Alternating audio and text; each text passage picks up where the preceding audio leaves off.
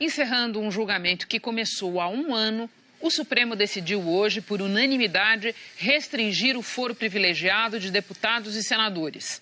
Houve divergência sobre o alcance da medida, mas prevaleceu o entendimento de manter no tribunal só os processos por crimes cometidos durante o mandato e relacionados ao seu exercício.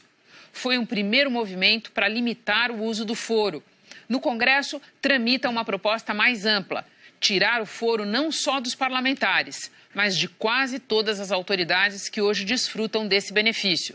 São mais de 54 mil, Brasil afora. A restrição do foro privilegiado, definida hoje pelo Supremo Tribunal Federal, atinge os 81 senadores da República e os 513 deputados federais. Mas isso é só uma parcela do conjunto de autoridades que contam com esse benefício. A gente vai ver os números num telão que nós preparamos aqui.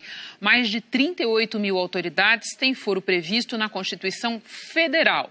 Só que as constituições estaduais também prevêem foro especial para outras 16 mil pessoas. No total, portanto, são quase 55 mil autoridades brasileiras com foro privilegiado. Agora a gente vai ver melhor quem são esses 38 mil previstos na Constituição de 1988, a Constituição que está vigente. O presidente da República e seu vice, os ministros de Estado, os 81 senadores e os 513 deputados, que são os únicos atingidos por esse julgamento de hoje no Supremo. E além deles a gente tem juízes e desembargadores, os desembargadores ali nos tribunais de justiça, 17 mil pessoas, membros do Ministério Público, mais 13 mil, os ministros do Tribunal de Contas da União, e aqui a gente tem também os conselheiros dos tribunais de contas estaduais e chefes de missão diplomática. Embaixadores têm foro especial, a gente pode ficar de olho nisso, porque tem muitas autoridades no momento que acham que não vão conseguir se eleger em outubro e estão de olho em algum posto de embaixador para manter foro especial. Tem ainda os governadores. Eles não são julgados pelo Supremo, mas são julgados pelo Superior Tribunal de Justiça. Tem foro também os mais de 1.000 deputados estaduais e os mais de 5.500 prefeitos, tá? Todos esses previstos na Constituição Federal. Quando a gente vai para as constituições estaduais, tem diferenças de um estado para outro. Alguns atribuem a prerrogativa de foro para autoridades que não foram previstas na Constituição Federal. A gente tem, por exemplo, vereadores na Bahia, no Piauí, no Rio de Janeiro, vice-prefeitos também e defensores públicos, né? E é isso que nos distingue, porque praticamente todos os países têm algum tipo de foro especial para algumas poucas autoridades, mas ninguém dá foro privilegiado para tanta gente quanto o Brasil. Com essa decisão de hoje, deputados federais e senadores só serão julgados pelo Supremo por fatos ocorridos durante o mandato e relacionados ao seu exercício. O Júlio Mosquera está em Brasília com mais informações sobre isso.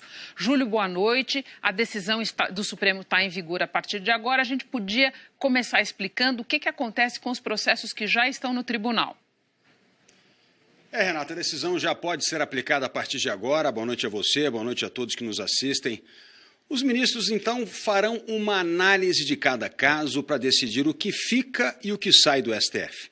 Estão em andamento no Supremo 86 ações penais e 399 inquéritos contra autoridades, a maioria deputados e senadores. O julgamento sobre o foro privilegiado começou em maio do ano passado e, depois de 2 suspensões por pedidos de vista, foi concluído hoje.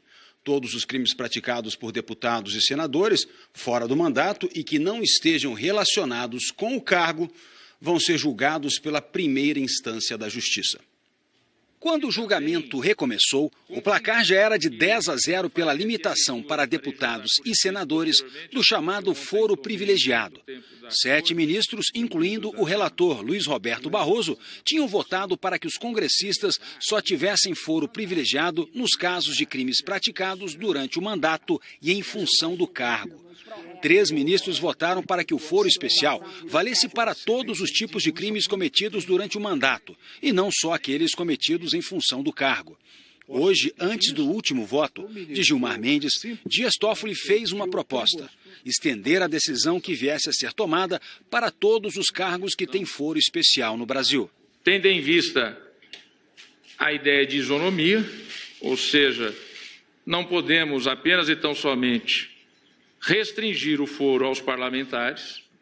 Nós temos que, de acordo com o princípio da isonomia, então, a aplicar esta interpretação a todos quanto tenham, por força da Constituição Federal, foro de prerrogativa. O ministro Gilmar Mendes votou em seguida, criticou a restrição do foro especial, mas acabou acompanhando a proposta do ministro Dias Toffoli para expandir a restrição do foro às autoridades de todo o Brasil que contam com esse privilégio, proposta que não foi aprovada. Embora mantenha a convicção quanto ao caráter indevido da revisão da Constituição e que a Corte está realizando, eu tenderia, presidente, a me alinhar à posição inicialmente delineada no voto do ministro Alexandre de Moraes, como fizeram inicialmente o ministro Dias Toffoli e o ministro Lewandowski. Mas agora, diante da mudança trazida pelo ministro Dias Toffoli, dizendo que é de se declarar a aplicação aos demais cargos, me parece que esta deve ser a posição mais consentânea. Após o voto do ministro Gilmar Mendes, a presidente do Supremo, Carmen Lúcia, anunciou o resultado do julgamento. Devem ser remetidos para a primeira instância todos os processos criminais que se refiram a crimes cometidos antes do cargo ou os cometidos no cargo, mas que não tenham relação com a função. Só ficam no Supremo as ações em estágio avançado, aquelas em que o réu já foi intimado para apresentar a sua defesa final. A ideia é não atrasar ainda mais os casos. Após o final da instrução processual, com a publicação do despacho de intimação para apresentação das alegações finais, a competência para processar e julgar ações penais não será afetada em razão de o agente político vir a ocupar outro cargo ou julgar o cargo que ocupava, qualquer que seja o motivo, com o entendimento de que essa nova linha interpretativa deve se aplicar imediatamente aos processos em curso. Júlio, a gente viu a questão no ar aí na sessão posta, mas está por ser analisada, está por ser vista a restrição de foro para outras autoridades que não deputados e senadores. Renata, logo depois do julgamento, o ministro Luiz Roberto Barroso disse que a decisão vale somente para deputados e senadores, mas que o entendimento abre precedente para que a limitação do foro privilegiado seja aplicada para todos os cargos. Como você mostrou, Renata, é muita gente.